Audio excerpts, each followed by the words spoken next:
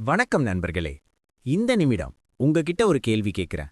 ஒரு மனுஷன அவனோட சாவிற்கு அப்புறமும் வாழ வைக்கிறது எது? அவனோட சொத்தா? இல்ல அவனோட பதவியா? இல்ல அவன் இந்த உலகத்துல விட்டுட்டு போன வெற்றி. ஆனா அந்த வெற்றியை அடைய எல்லாரும் ஓடுறோம். சில பேர் மட்டும் ஜெயிக்கிறாங்க, பல பேர் பாதியிலேயே விழுந்துடுறாங்க. ஏன்? தோத்து போனவங்க கிட்ட திறமை இல்லையா? இல்ல அவங்க கிட்ட அறிவில்லையா? எல்லாமே இருந்துச்சு. ஆனா ஒரே ஒரு விஷயம் மட்டும் அவங்க கிட்ட இல்ல. அதுதான் தன்னைத்தானே ஆளும் அதிகாரம். 2300 வருஷத்துக்கு முன்னாடி ஒரு நந்த வம்சத்தையே வேரோடு பிடுங்கி எறிஞ்சாரே சாணக்கியர். அவர் சந்திரகுப்தனுக்கு சொல்லிக் கொடுத்த முதல் பாடம் என்ன தெரியுமா? ஒரு அரசன் போர்க்களத்துக்கு போறதுக்கு முன்னாடி தான் மனசுக்குள்ள நடக்கிற போர்ல ஜெயிக்கணும். இன்னைக்கு நம்ம பார்க்க போறது சாணக்கியரில் அர்த்தசாஸ்திரத்தில் சொல்லப்பட்ட உங்கள் வாழ்க்கைய அடுத்த 25 நிமிஷத்துல புரட்டி போட போற அந்த 10 ரகசிய விதிகள். இது வெறும் மோட்டிவேஷன் வீடியோ இல்ல, இது உங்களுக்கான மாஸ்டர் பிளான். தயாரா இருங்க. விதி 1. காலமே உன் கடவுள். சாணக்கியர் மிகத் தெளிவாகச் சொல்கிறார். மழை நீர் கடலில் விழுந்தால் பயனில்லை, பகலில் எரியும் தீபத்தால் பயனில்லை. அதேபோல பசி இல்லாதவனுக்குப் போடும் விருந்தும் காலம் கடந்த பின் செய்யும் செயலால் பயனுமில்லை. நம்மில் பல பேர் அடிக்கடி சொல்லும் ஒரே பொய், எனக்கு நேரமில்லை. ஆனால் உண்மை என்ன தெரியுமா? உங்களுக்கு நேரம் இருக்கிறது, ஆனால் அந்த நேரத்தை மதிக்கத் தெரிந்த குணம் உங்களிடமில்லை. இந்த நேரத்தை பிரம்ம முகூர்த்தம் என்று மட்டும் பார்க்காதீர்கள். இது உங்களை நீங்கள் செதுக்கிக் கொள்ளும் நேரம். உலகம் உறங்கிக் கொண்டிருக்கும் போது யார் ஒருவன் விழித்து தன் இலக்கை நோக்கி உழைக்கிறானோ அவன் மற்றவர்களை விட பல மைல்கள் முன்னால் இருக்கிறான். ஒரு நொடி நழுவிப் போனால் அதை கோடி ரூபாய் கொடுத்தாலும் உங்களால் மீண்டும் வாங்க முடியாது.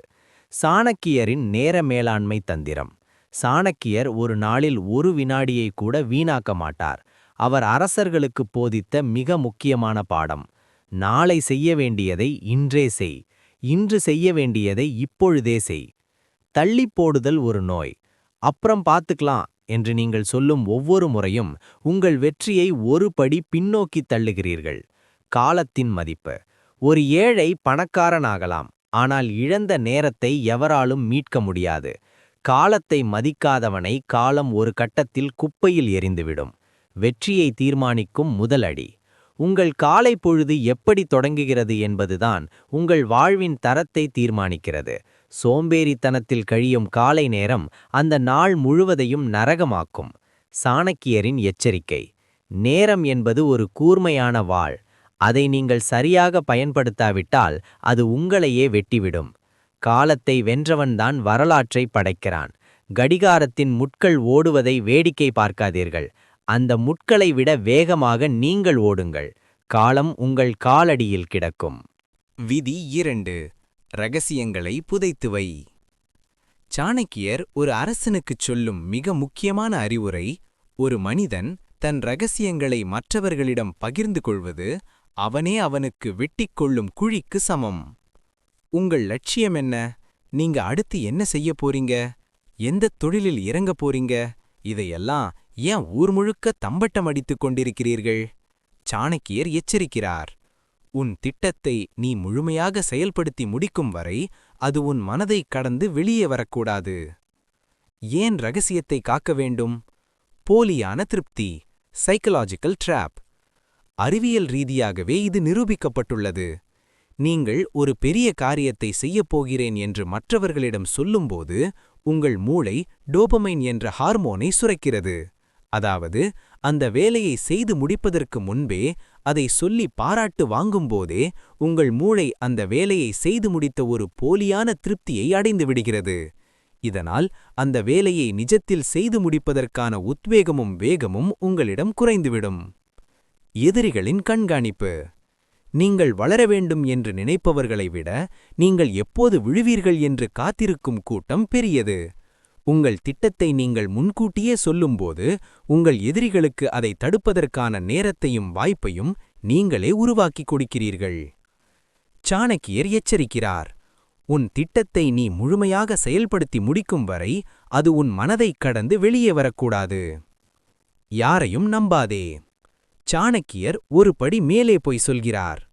உன்னுடைய மிக நெருங்கிய நண்பனிடம் கூட உன் ரகசியத்தை சொல்லாதே. நாளைக்கு அவன் உனக்கு எதிரியானால் உன்னை கொல்ல அவன் கையில் நீயே ஆயுதத்தை கொடுத்தது போலாகிவிடும். அமைதி ஒரு ஆயுதம். சிங்கம் வேட்டையாடும்போது சத்தம் போடுவதில்லை. அது பதுங்குவது பயத்தினாலல்ல, இரையை கவ்வுவதற்காக. நீங்களும் உங்கள் லட்சியப் பாதையில் பதுங்குங்கள், அதாவது அமைதியாக இருங்கள். வேலை செய்யட்டும் உன் செயல். நான் இதை செய்வேன் அதை செய்வேன் என்று வாய் பேச வேண்டாம். உங்கள் உழைப்பு சத்தமில்லாமல் நடக்கட்டும். வெற்றியின் இடிமுழக்கம். நீங்கள் என்ன செய்கிறீர்கள் என்று யாருக்கும் தெரியக்கூடாது. ஆனால் நீங்கள் சாதித்த பிறகு அதன் வெளிச்சம் ஊர் முழுக்க பரவ வேண்டும். சாணக்கியரின் தாரக மந்திரம். ஒரு காரியத்தை தொடங்கும் முன் அதை ரகசியமாக வைத்திருப்பதும் அதை செய்து முடிக்கும்போது உலகமே அதை பேச வைப்பதும் தான் ஒரு புத்திசாலியின் அடையாளம். உங்கள் திட்டங்களை உங்கள் நெஞ்சுக்குள் புதைத்து வையுங்கள். உங்கள் உழைப்பு ரகசியமாக இருக்கட்டும், ஆனால் உங்கள் வெற்றி இடிமுழக்கமாக இருக்கட்டும். விதி 3. நட்பு எனும் ஆயுதம். சாணக்கியர் நட்பை வெறும் உறவாக பார்க்கவில்லை, அதை ஒரு மனிதனின் வெற்றியை தீர்மானிக்கும் ஆயுதமாக பார்க்கிறார். அவர் சொல்கிறார், உன்னுடன் இருப்பவன் உனக்கு சமமானவனாக இருக்கட்டும் அல்லது உன்னைவிட சிறந்தவனாக இருக்கட்டும்.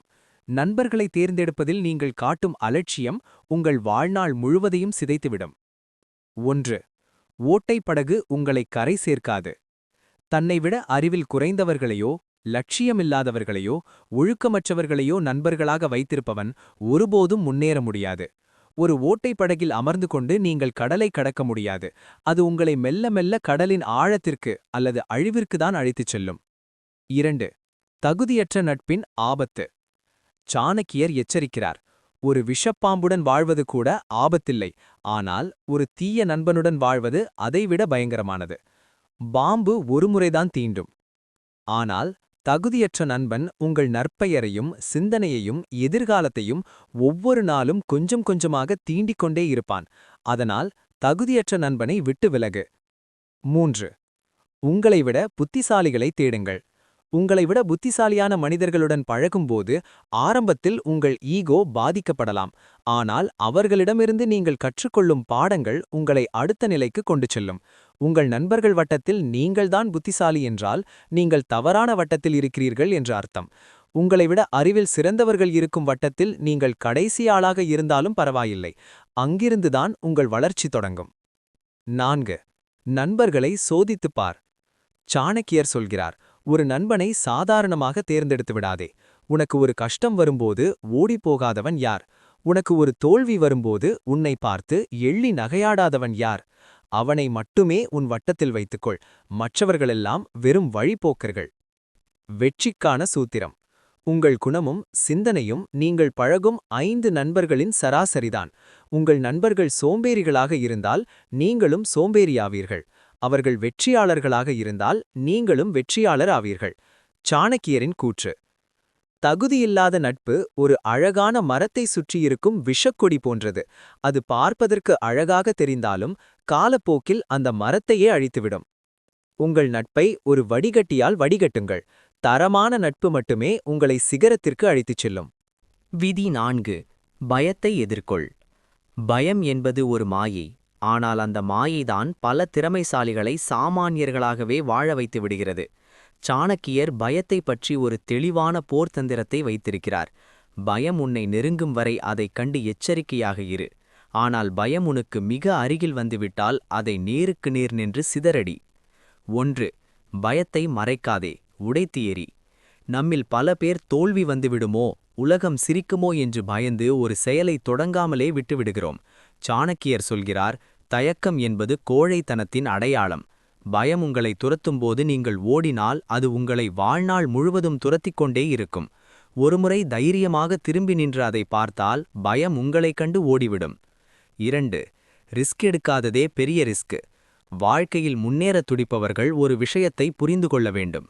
பாதுகாப்பான இடத்திலேயே கம்ஃபர்ட் ஜோனிலே இருக்க நினைப்பவர்கள் ஒருபோதும் சிகரத்தை தொட முடியாது. கடலில் அலையடிக்கும் என்று பயப்படுபவன் முத்து குளிக்க முடியாது. தவறு செய்து விடுவோமோ என்று பயந்து நீங்கள் எடுக்காத ஒவ்வொரு முடிவும் ஒரு தோல்விக்குச் சமம். உண்மையில் எவ்வித முயற்சியும் செய்யாமல் இருப்பதை விட முயற்சி செய்து தோற்பது எவ்வளவோ மேலானது. அந்த தோல்வி உங்களுக்கு அனுபவத்தை தரும், ஆனால் முயற்சி செய்யாத பயம் உங்களை செயலற்றவராக்கிவிடும். 3. அவமானத்தைக் கண்டு அஞ்சாதே. சாணக்கியர் ஒரு அரசனுக்கு போதிக்கும்போது அவமானம் என்பது மரணத்தை விட கொடியது என்று சொன்னாலும், அதே சமயம் லட்சியத்திற்காக போராடும்போது ஏற்படும் காயங்களும் அவமானங்களும் உன்னை பட்டை தீட்டும் கற்கள் என்கிறார். உங்களை விமர்சிப்பவர்களைக் கண்டு பயப்படாதீர்கள், உங்கள் வெற்றி அவர்களுக்கு பதில் சொல்லும். 4. பயத்தை உங்கள் பலமாக மாற்றுங்கள். உங்களுக்கு எதன் மீது பயமோ அந்த விஷயத்தை செய்து முடிப்பதையே உங்கள் முதல் வேலையாக வைத்திருங்கள். மேடை பேச்சைக் கண்டு பயமா? மேடையில் ஏறுங்கள். புதிய தொழிலை தொடங்க பயமா? அதை பற்றி முழுமையாக கற்றுக்கொண்டு களத்தில் இறங்குங்கள். பயம் என்பது ஒரு எச்சரிக்கை மணி மட்டுமே, அது முட்டுக்கட்டை அல்ல. வெற்றிக்கான சாணக்கியரின் எச்சரிக்கை. துணிச்சல் இல்லாத ஒருவனுக்கு அவனுடைய அறிவோ அல்லது பலமோ எந்த பயனும் தராது. ஒருவன் வெற்றி பெற வேண்டுமெனில் அவன் முதலில் தன் மனதில் இருக்கும் முடியாது என்ற பயத்தை வென்றாக வேண்டும். பயம் உங்களை சிறைபிடிக்க அனுமதிக்காதீர்கள். நீங்கள் ஒரு சிங்கத்தைப் போல கர்ஜித்து எழுந்தால் உங்களை சூழ்ந்துள்ள பயங்கள் அனைத்தும் பனி போல விலகும். பயத்தை எதிர்கொள்ளுங்கள், வெற்றி உங்கள் வசமாகும். விதி 5. கற்றலே பலம். சாணக்கியர் அறிவை ஒரு ஆயுதமாக பார்த்தார். அவர் கூறுகிறார், ஒரு பலசாலி அவனது உடலால் மட்டுமே வெல்ல முடியும். ஆனால் ஒரு அறிவாளி தன் புத்தியால் உலகத்தையே ஆள முடியும். அறிவு என்பது நீங்கள் சுமந்து செல்லும் சுமை அல்ல, அது உங்களை சுமந்து செல்லும் வாகனம். 1. அதிகாரம் விசஸ் அறிவு. சாணக்கியரின் ஒரு புகழ்பெற்ற பொன்மொழி உண்டு. ஒரு மன்னனும் ஒரு அறிஞனும் சமமானவர்கள் அல்ல. மன்னன் தன் தேசத்தில் மட்டுமே மதிக்கப்படுகிறான், ஆனால் கற்றறிந்த அறிஞன் செல்லும் இடமெல்லாம் வணங்கப்படுகிறான். பதவியும் அதிகாரமும் இன்று இருக்கும், நாளை போகும். ஆனால் நீங்கள் கற்ற கல்வி உங்களை மரணம் வரை விட்டுப் போகாது. எங்கு சென்றாலும் உங்களுக்கான மரியாதையை அது பெற்றுத்தரும். 2. மற்றவர் பிழையில் பாடம் படி. இது சாணக்கியரின் மிக முக்கியமான ராஜதந்திரம். அவர் சொல்கிறார், மற்றவர்கள் செய்த தவறுகளிலிருந்து பாடம் கற்றுக்கொள்ளுங்கள். எல்லா தவறுகளையும் நீங்களே செய்து அதிலிருந்து பாடம் கற்க வேண்டும் என்று நினைத்தால் அதற்கு உங்களுக்கு ஒரு ஆயுள் போதாது. புத்திசாலி தன் தவறுகளிலிருந்து கற்கிறான். ஆனால் அதிபுத்திசாலி மற்றவர்கள் எங்கே விழுந்தார்கள் என்பதை பார்த்து தான் அந்த தவறை செய்யாமல் தப்பித்துக் கொள்கிறான். வரலாற்றையும் சுயசரிதங்களையும் வாசிப்பதன் நோக்கம் இதுதான். 3. அறிவுதான் மிகப்பெரிய பாதுகாப்பு. உங்களிடம் இருக்கும் பணத்தை பறிக்க முடியும், நிலத்தை அபகரிக்க முடியும், ஆனால் உங்கள் அறிவை யாராலும் திருட முடியாது. கல்வி என்பது ஒரு இரகசிய புதையல். அது செலவழிக்க வளருமே தவிர குறையாது. ஒரு இக்கட்டான சூழ்நிலையில் உங்களை காப்பாற்றப் போவது உங்கள் வங்கியில் உள்ள பணமல்ல, உங்கள் மூளையில் உள்ள அறிவே. 4. தேடல் குறையாத வாழ்க்கை. சாணக்கியர் ஒருபோதும் தான் எல்லாம் அறிந்தவன் என்று கர்வப்பட்டதில்லை. ஒரு குழந்தை வசம் இருந்தாலும் நல்ல விஷயத்தை கற்றுக்கொள்வதில் அவர் தயங்கியதில்லை. புத்தகங்கள் உங்கள் நண்பர்கள். ஒரு நல்ல புத்தகம் 100 நண்பர்களுக்குச் சமம். தினமும் ஒரு பக்கமாவது வாசியுங்கள். உலகை கவனி. உங்களை சுற்றி நடக்கும் மாற்றங்களை கவனியுங்கள். காலம் மாறும்போது அதற்கேற்ப தகவமைத்துக் கொள்ளாதவன் காணாமல் போவான். கற்றலுக்கான சாணக்கியரின் விதி. ஒரு மனிதன் கற்க வேண்டிய விஷயங்கள் கடலை போன்றவை. அதில் ஒரு துளியை கற்றாலும் அதை சரியாக பயன்படுத்த தெரிந்தவன் வாழ்க்கை போரில் வெற்றி பெறுகிறான். அறிவுதான் அதிகாரம். Knowledge is power. நீங்கள் எவ்வளவு அதிகமாக கற்கிறீர்களோ அவ்வளவு அதிகமாக உலகம் உங்களுக்கு கீழ்ப்படியும். கற்றலை நிறுத்தாதீர்கள், ஏனென்றால் வாழ்க்கை உங்களுக்கு கற்றுக் கொடுப்பதை நிறுத்துவதே இல்லை. விதி 6. உழைப்பில் நேர்மை. சாணக்கியர் உழைப்பை வெறும் கடமையாக பார்க்கவில்லை, அதை ஒரு தவமாக பார்த்தார். அவர் கூறுகிறார், நேர்மையான உழைப்பு ஒருவனை அரியணையில் ஏற்றும், அதே சமயம் அரைகுறை உழைப்பு ஒருவனை அதலபாதாளத்தில் தள்ளும். 1. தொடங்கும் முன் சுயபரிசோதனை. ஒரு காரியத்தில் இறங்குவதற்கு முன்னால் உணர்ச்சிவசப்பட்டு முடிவெடுக்க கூடாது. சாணக்கியர் ஒரு செயலை தொடங்கும் முன் இந்த 3 கேள்விகளை உங்களையே கேட்டுக்கொள்ளச் சொல்கிறார். நான் ஏன் இதை செய்கிறேன்? பர்பஸ். இதற்கான காரணம் வலிமையாக இருந்தால் மட்டுமே தடைகள் வரும்போது உங்களால் தாக்குப்பிடிக்க முடியும். இதன் முடிவு என்னவாக இருக்கும்? அவுட்கம். நீண்டகால பலன்களை சிந்தித்து செயல்படுங்கள். உடனடி லாபம் தரும் விஷயங்கள் பெரும்பாலும் ஆபத்தானவை. இதில் நான் வெற்றி பெறுவேனா? பாசிபிலிட்டி. இது தன்னம்பிக்கையை பற்றியது. நிச்சயமாக வெற்றி பெறுவேன் என்ற உறுதி மனதிற்குள் வராதவரை அந்த காரியத்தில் இறங்காதீர்கள். 2. நேர்மை எனும் அடித்தளம். நேர்மை என்பது மற்றவர்களுக்கு காட்டுவதற்காக அல்ல, அது உங்களுக்கு நீங்களே காட்டும் உண்மை. தவறான வழியில் ஈட்டும் செல்வம் 10 ஆண்டுகள் வரை இருக்கலாம், ஆனால் 11வது ஆண்டில் அது வட்டியும் முதலமாக அழிந்துவிடும் என்கிறார் சாணக்கியர். உங்கள் உழைப்பில் நேர்மை இருந்தால் உங்களுக்கு தோல்வியே வந்தாலும் உங்கள் தலை நிமிர்ந்து நிற்கும். அந்த நேர்மைதான் உங்களை மீண்டும் எழ வைக்கும். 3. பாதியில் நிறுத்துவது தற்கொலைக்கு சமம். ஒரு வேலையை தொடங்கிவிட்டு அது கடினமாக இருக்கிறது என்பதற்காக பாதியில் கைவிடுவது உழைப்புக்கு செய்யும் துரோகம். சாணக்கியர் எச்சரிக்கிறார், ஒரு காரியத்தை தொடங்கிவிட்டால் தோல்விக்கு அஞ்சாதே, அதை முடிக்காமல் விடாதே. தன் வேலையை முழுமையாக முடிப்பவனே மகிழ்ச்சியான மனிதன். பாதியில் நிறுத்தினால் நீங்கள் செலவழித்த நேரமும் உழைப்பும் சாம்பலாகிவிடும். வெற்றி என்பது இறுதி வரை பிடிவாதமாக நின்றவர்களுக்கு கிடைக்கும் பரிசு. 4. கவனச்சிதறல்களை தவிர்த்தல். இந்த 15:30 தொடங்கும் 18:00 என்பது பொதுவாக மனம் சோர்வடையும் நேரம். இந்த நேரத்தில்தான் பலரும் தங்கள் இலக்கை மறந்து பொழுதுபோக்குகளில் மூழ்குவார்கள். ஆனால் ஒரு வெற்றியாளன் உலகம் இளைப்பாறத் தொடங்கும்போது தன் உழைப்பின் வேகத்தை அதிகரிப்பான். உழைப்பிற்கான சாணக்கியரின் வைர வரிகள். பூக்கள் தானாக கனிவதில்லை, உழைப்பு எனும் வெயில் பட்டால்தான் கனிந்து பழமாகும். அதுபோல வெறும் கனவுகள் உங்களை வெற்றியாளனாக்காது. வியர்வை சிந்தும் உழைப்பு மட்டுமே உங்களை உயர்த்தும். செய்யும் வேலையை தெய்வமாக மதித்து அதில் முழு மனதையும் செலுத்துங்கள். வெற்றி உங்களை தேடி வராது, உங்கள் உழைப்பு வெற்றியை உங்களை நோக்கி இழுக்கும். விதி 7. எதிரியை வீழ்த்தும் ராஜதந்திரம். சாணக்கியர் வாழ்ந்த காலம் போர் மேகங்கள் சூழ்ந்த காலம். அப்போது அவர் கற்றுக் கொடுத்த பாடம் இன்றும் நமக்கு பொருந்தும். அவர் கூறுகிறார், எதிரியை வெறும் கைகளால் வீழ்த்துவதை விட அவனது புத்தியை குழப்பி வீழ்த்துவதே சிறந்த வெற்றி. 1. அறிவே மிகப்பெரிய ஆயுதம். உங்கள் எதிரி உங்களை விட பெரிய ஆளாக இருக்கலாம், பணபலமும் ஆள்பலமும் கொண்டவனாக இருக்கலாம். ஆனால் சாணக்கியர் சொல்கிறார், ஒரு சிறிய எறும்பு கூட யானையை கொல்ல முடியும். அதற்கு தேவை சரியான உத்தி. எதிரியை நேருக்கு நேர் மோதி உங்கள் சக்தியை வீணாக்காதீர்கள். அதற்கு பதிலாக அவனது பலவீனத்தை கண்டறியுங்கள். அந்த பலவீனத்தின் மீது உங்கள் புத்திசாலித்தனத்தை பிரயோகியுங்கள். 2. உணர்ச்சிகளை கட்டுப்படுத்து.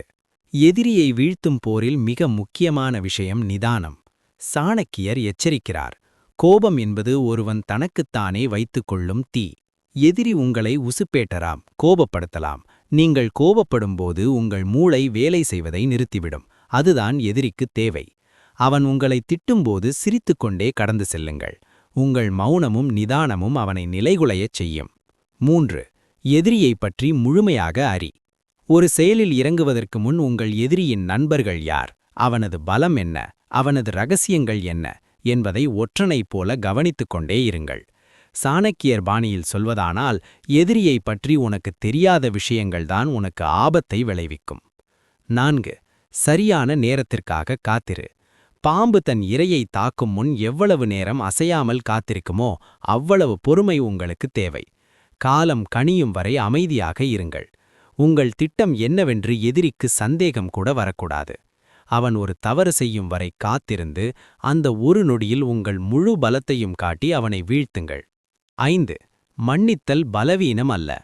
சில நேரங்களில் எதிரியை மன்னிப்பது கூட ஒரு ராஜதந்திரம்தான். ஆனால் சாணக்கியர் ஒரு எச்சரிக்கையும் விடுக்கிறார். பாம்பிற்கு பால் ஊட்டினாலும் அது விஷத்தைத்தான் கக்கும். எனவே திருந்தாத எதிரியை ஒருபோதும் மீண்டும் நம்பாதே. அவனை மன்னித்து ஒதுக்கித் தள்ளுவது உங்கள் மனதிற்குத் தரும் நிம்மதி. அதுவே உங்களை அடுத்த கட்டத்திற்கு நகர்த்தும். வெற்றிக்கான சாணக்கியரின் ராஜதந்திர விதி. வலிமையான எதிரியை பணிவினால் வெல்லுங்கள். பலவீனமான எதிரியை பலத்தினால் வெல்லுங்கள். சமமான எதிரியை தந்திரத்தினால் வெல்லுங்கள். உலகமே உங்களை எதிர்க்கத் துணிந்தாலும் உங்கள் மூளையில் ஒரு சிறு ராஜதந்திரம் இருந்தால் போதும். நீங்கள் அரியணையில் அமர்வது உறுதி. நிதானமே உங்களின் பேராயுதம். விதி 8. எளிமை எனும் ஆளுமை. ஒரு மாபெரும் சாம்ராஜ்யத்தை உருவாக்கி மௌரிய பேரரசை இந்தியாவிலேயே வலிமையான அரசாக மாற்றியவர் சாணக்கியர். நினைத்திருந்தால் அவர் தங்க மாளிகையில் வாழ்ந்திருக்கலாம்.